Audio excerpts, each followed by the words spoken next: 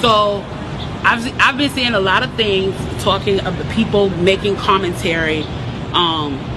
Interestingly enough, the ones I've noticed that have been making the commentary are wealthy black people making the commentary about we should not be rioting, we should not be looting, we should not be tearing up our own communities.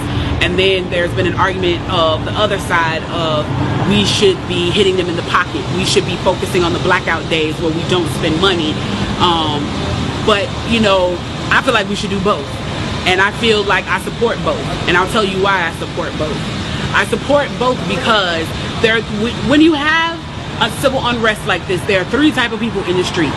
There are the protesters, there are the rioters, and there are the looters. The protesters are there because they actually care about what is happening in the community. They want to raise their voices, and they are there strictly to protest. You have the rioters who are angry, who are anarchists, who really just want to fuck shit up, and that's what they're going to do regardless. And then you have the looters. And the looters almost exclusively are just there to do that, to loot. Now, people are like, well, what did you gain? Well, what did you get from looting? I think that as long as we're focusing on the what, we're not focusing on the why, and that's my issue with that. As long as we're focusing on what they're doing, we're not focusing on why they're doing. And some people are like, well, those aren't people who are legitimately angry about what's happening. Those are people who just want to get stuff. Okay, well then, let's go with that. Let's say that's what it is. Let's ask ourselves why in this country in 2020, the financial gap between poor blacks and the rest of the world is at such a distance that people feel like their only hope and only opportunity to get some of the things that we flaunt and flash in front of them all the time is to walk through a broken glass window and get it. That they are so hopeless that getting that necklace, getting that TV, getting that change, getting that bed, getting that phone, whatever it is that they're going to get, is that in that moment when the riots happen and if they present an opportunity of looting, that's their only opportunity to get it. We need to be questioning that why. Why are people that poor? Why are people that broke? Why are people that food insecure, that clothing insecure, that they feel like their only shot, that they are shooting their shot by walking through a broken glass window to get what they need? And then people want to talk about, well, there's plenty of people who pulled themselves up by their bootstraps and got it on their own. Why can't they do that? Let me explain to you something about economics in America. And I'm so glad that as a child, I got an opportunity to spend time at Push where they taught me this, is that we must never forget that economics was the reason that black people were brought to this country. We came to do the agricultural work in the South and the textile work in the North. Do you understand that? That's what we came to do.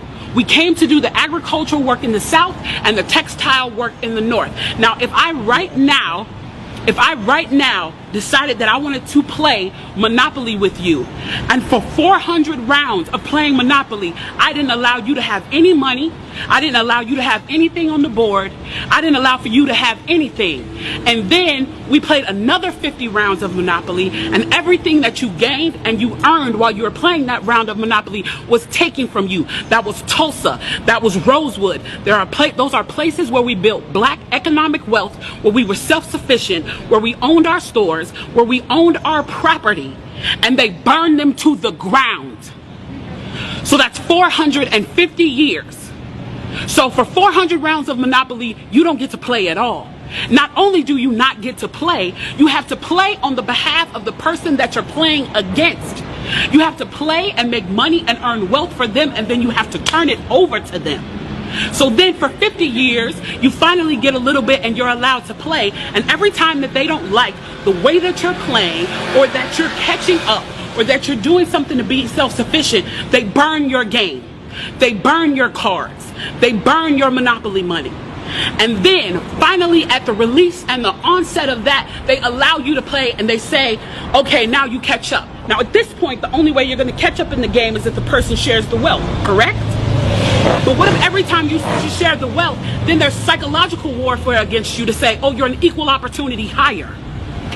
So if I played 400 rounds of Monopoly with you and I had to play and give you every dime that I made, and then for 50 years, every time that I played, if you didn't like what I did, you got to burn it like they did in Tulsa and like they did in Rosewood, how can you win? How can you win? You can't win.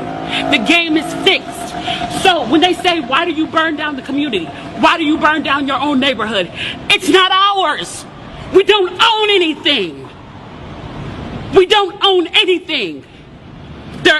Trevor Noah said it so beautifully last night. There's a social contract that we all have. That if you steal or if I steal, then the person who is the authority comes in and they fix the situation. But the person who fixes the situation is killing us. So the social contract is broken. And if the social contract is broken, why the fuck do I give a shit about burning the fucking Football Hall of Fame, about burning a fucking Target? You broke the contract when you killed us in the streets and didn't give a fuck. You broke the contract when for 400 years we played your game and built your wealth. You broke the contract when we built our wealth again on our own, by our bootstraps in Tulsa, and you dropped bombs on us. When we built it in Rosewood and you came in and you slaughtered us. You broke the contract, so fuck your Target. Fuck your Hall of Fame. As far as I'm concerned, they could burn this bitch to the ground. And it still wouldn't be enough. And they are lucky that what black people are looking for is equality and not revenge.